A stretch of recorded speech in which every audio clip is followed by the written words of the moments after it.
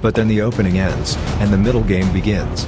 Even though you have a strong position, you don't know what moves to play. You don't understand positional strategy. Hi, I'm Chess Page 1, I specialize in helping beginners improve at chess and I diagnose you with a low ELR mindset. But don't worry, I'm here to teach you. Typically, players with a low ELR mindset learn the opening and then try to learn the middle game as a follow-up. Sounds like a logical order. But you're not just wrong, you're the opposite of right.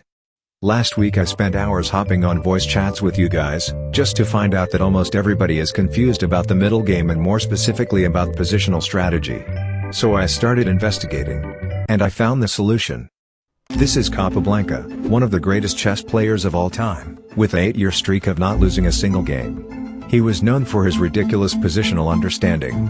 Few people on Earth have ever achieved his level of superior strategic dominance. And this is what he said about the middle game. You're pranking yourself and you will never understand positional strategy. Delete your chess account, noob. There is no hope for you. Unless. His actual advice is this. In order to improve your middle game, you need to study the endgame. Because the goal of the middle game is to achieve a good position for the endgame. And if you don't know what endgame position is winning, how are you supposed to know what position you're trying to achieve during the middle game? It's like driving a car without knowing your destination. That leaves us with one problem. There are 423 trillion endgames. But of course I prepared a well-packaged guide that will elevate you beyond all the noobs who don't study positional strategy at all. But first let's talk about a meta problem. Strategy versus tactics. Strategy is your long-term plan for the game. Tactics are the specific moves, like finding a fork to win a piece. Chances are, the most important thing for your improvement are tactics. Strategy matters when you can play through an entire game without blundering and without missing simple tactics. Your strategy really doesn't matter at all when you blunder a rook. And chances are, 9 out of your last 10 losses, you didn't lose due to strategy, but due to tactics. I guarantee you, anyone under 2000 rating should put their main focus on improving the tactics. If you feel lost after the opening, that's completely normal. There are billions of options and understanding positional strategy is very, very difficult. And even more importantly, the basic foundation of everything are tactics. If you can't play 10 games in a row without blundering even once, then trying to learn strategy would be like trying to get a PhD in mathematics when you can't even solve 1 + 1. So what we're going to do is this. You don't study the endgame. I'll summarize the basic middle game principles that you would learn if you studied endgames. It's not going to fix your middle game confusion entirely, but it will give you basic ideas. Then you go on and improve your tactics. I'm dropping a video on how to obliterate your opponents with tactics, which will quite frankly break chess in my very humble opinion, and only when you hit maybe 17, 18 or even 1900 rating, that is when you start to worry about strategy. Until then, you just play by the basic rules I give you, and if you don't know what move to play, literally your only objective is to not blunder. Don't waste time thinking about the ideal move. Make any move that's not a blunder and put the pressure of making a move back on your opponent. I looked up some statistics and they are very different in each study, but you can assume that the average player even in 1800 ELO blunders around 3 pawns worth of material per game. That's the value of a whole freaking bishop in return for absolutely nothing. So if you can be the guy who just doesn't blunder and also spots the opponent's blunders, you can easily become a very good chess player without having to pull off some complex mastery game plan. Just don't blunder.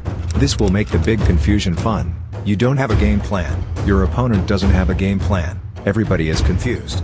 But confusion means high probability of blunders, and if you don't blunder, you will crush 99% of your opponents.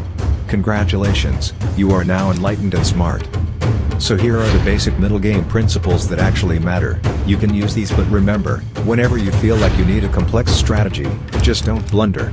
Subscribe if you want to see the tactics video that I'll make, and now let's start with principle 1. Extremely powerful in the endgame. Look at this. This is called an open file because there are no pieces in the way. The rook can dominate it entirely. The rook is cutting off the enemy king. Now your king can easily capture the pawns. And the enemy rook is completely useless. Let's look at a middle game position. What we see is a rook occupying an open file. And since white occupied it first, the black rook can't move here anymore. White can even go here, attacking a weak pawn. It's not immediately game over, but definitely a big disadvantage for black. So it's important to occupy the open file early in the middle game before your opponent does. But even more importantly, they play a major role in supporting advancing pawns. Promoting a pawn is probably about the single most powerful tactic in endgames at all. Which brings us to our next principle. If your opponent has an advanced pawn, blockade it with the knight. You can use any other piece, but the best one for this purpose is the knight. Trust me, there are many as your brain on this one. If you let your opponent push this pawn for example, it will create a weak square. So just stop him. Easy. Another principle for your pawn structure. You should try to avoid isolated pawns. It's a pawn with no neighbor pawns who could protect him. This dude is very easy to defend, but this one is very difficult to defend in the endgame. Let's say you have a pawn structure like this at some point. If you take the pawn, you create an isolated pawn on your side. So maybe don't. The same goes for double pawns. They're always difficult to defend later. There are two more general rules of thumb. Number 1, pieces in the center occupy more space, which means higher chances of available tactics. There might be a cool tactic here, but probably not if the knight was over here. Number 2, and with this one please don't get ahead of yourself. You want to push your pieces, especially your pawns, to occupy more space and obtain better positions for your pieces. But always make sure to stay safe and protect your advanced pieces. Remember the most important rule, do not blunder. And before we end the video, let me reassure you that you will experience confusion and sometimes you will not have a specific plan. That is completely normal. Embrace the confusion by simply making any move that's not a blunder, then wait for your opponent to blunder and collect the piece.